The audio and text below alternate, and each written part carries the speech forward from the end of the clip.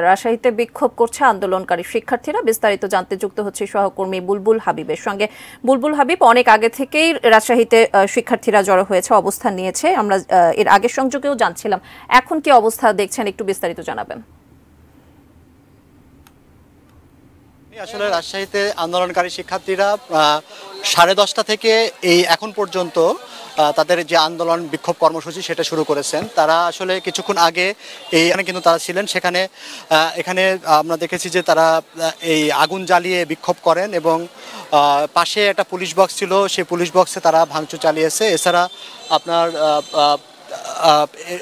এরপরে আসলে শিক্ষার্থীরা এখান থেকে সরে তারা দিকে চলে যায়, ভদ্রা এলাকার দিকে চলে গেছে এবং এখানে আমরা আসলে কোথাও পুলিশদের বাধা দিতে বা আন্দোলনকারীদের বিরুদ্ধে দাঁড়াতে আসলে দেখি নাই। এবং এই যে শিক্ষার্থীরা যে আন্দোলন, সেই আন্দোলনে কিন্তু আমরা দেখেছি যে তারা স্লোগান দিচ্ছিলেন এবং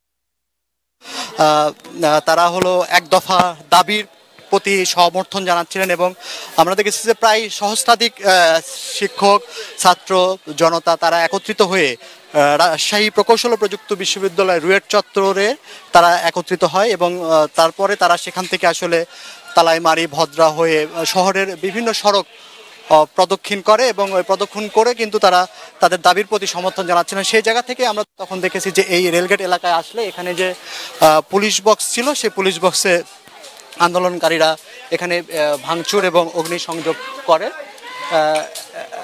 এবং এখনো আগুনের ধোঁয়া কিন্তু সেখান থেকে আসলে বের হচ্ছে।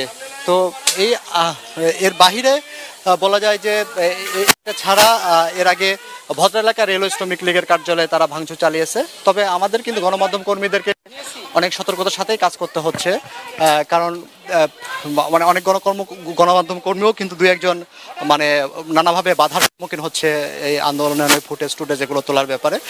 এখন আন্দোলনকারীরা আসলে তাদের আন্দোলন এখান থেকে আসলে তারা ভদ্রার দিকে সরে গেছেন, ছত্রভঙ্গ গেছেন এবং তাদের আন্দোলন আসলে কখন শেষ হবে আমরা সেটা আসলে এখনো আন্দোলনের খবর আসলে তারা পরবর্তীতে কি কর্মসূচি নেয় তারা সেটা আমরা পরবর্তীতে জানাতে পারবো। তো মুন্নি, এই ছিল এখান থেকে রাজশাহী থেকে যে শিক্ষার্থীরা যে এখানে আন্দোলন কর্মসূচি করছিলেন তার খবর।